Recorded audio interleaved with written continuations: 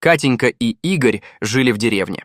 Молодая пара ничем не отличалась от других молодоженов. Родители Игоря забрали к себе дедушку и бабушку, и молодожены почти сразу после свадьбы заселились в их дом. Одно немного смущало Катю. Во дворе на привязи сидел не совсем старый, но уже и не молодой волк. Дедушка Игоря был охотником. В один из последних походов в лес дедушка наткнулся на волчонка, застрявшего в капкане, и почему-то решил пожалеть его. Принес домой, вылечил и поселил во дворе. Кривая лапка не позволила бы волку выжить в дикой природе.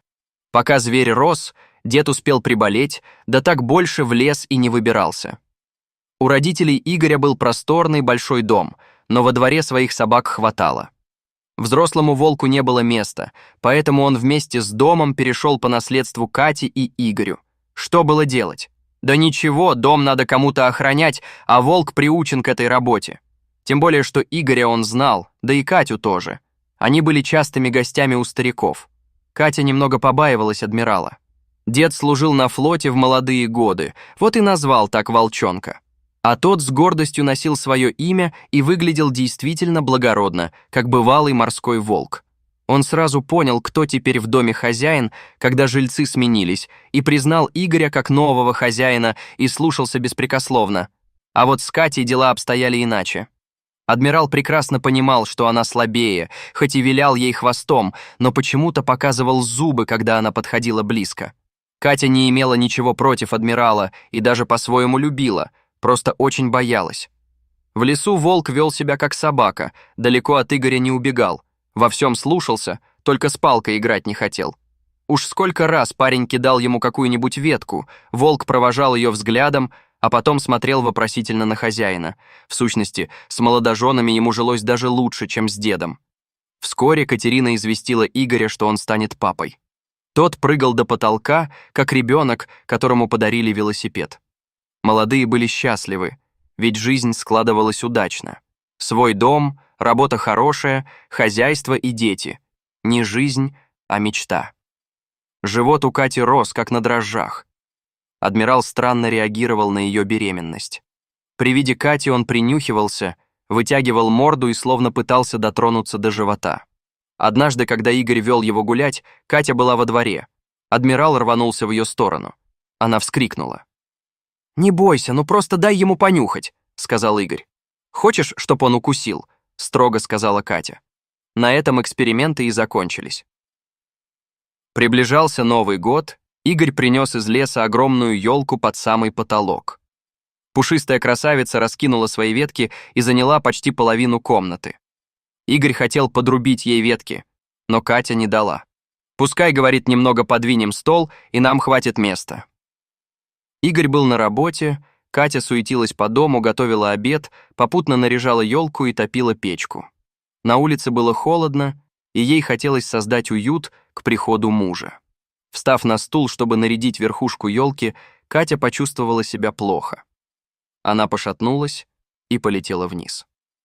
Когда Игорь приехал с работы, то застал адмирала истошно воющим во дворе. Холодок пробежал по спине у парня. Он ворвался в дом и обнаружил жену на полу. Скорая приехала не так быстро, как хотелось. Старый опытный врач только покачал головой, потом заглянул в печку. Над угольками предательски полыхал голубоватый огонек. Угарный газ, невидимый тихий убийца, без цвета и запаха. Слишком рано Катерина закрыла задвижку, видимо, хотела, чтобы в доме было теплее. Врач только покачал головой. «Нет шансов», — сказал он. «В празднике хоронить надо было как можно скорее или лежать ей в морге до 10 января. На кладбище уже нетрезвый работник сказал, что или завтра, или никогда. Экскаватор перегоняют в другой район, а лопатой он копать могилу не будет ни за какие деньги». Катю положили в доме, как раз возле елки. Мохнатые ветки, которые она не давала отрубить, касались ее рук.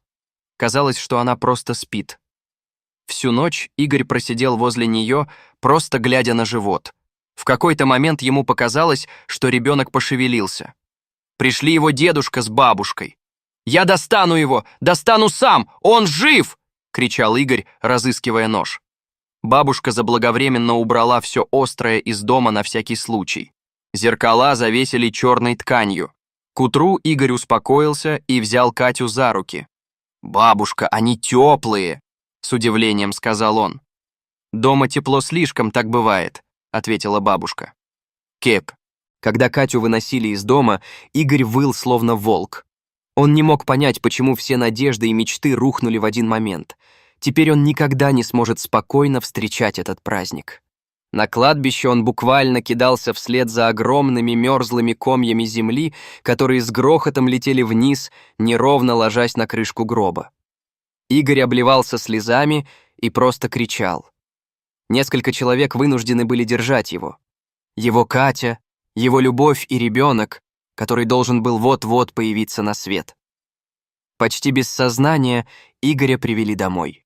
Дед и бабушка решили остаться с ним. Полночи адмирал выл, как ненормальный. Игорь даже схватился за ружье, думая пристрелить его, чтобы душу не рвал. «Не надо, он тоже тоскует», — сказал дед и отпустил адмирала с привязи. Тот моментально перескочил через забор и исчез. Едва дождавшись утра еще до рассвета, Игорь, бабушка и дед по традиции пошли на могилу. Жуткое зрелище предстало их глазам. На Катиной могиле был адмирал.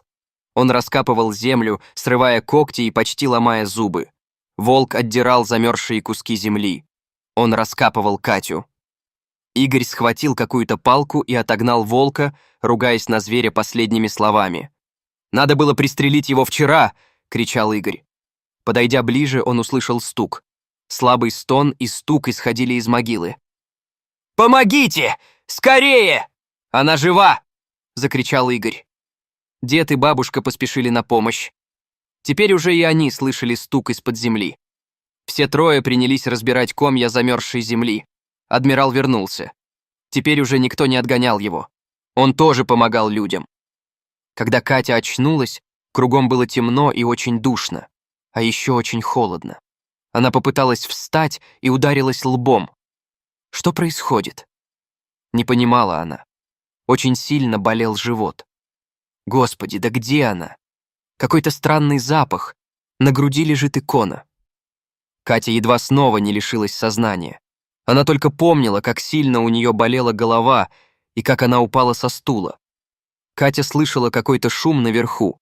Кто-то скулил и словно копал землю. Она стала стучать в крышку. Кричать не было сил, поэтому она только тихо стонала. Но хуже всего, что начались роды, боль в животе была схватками.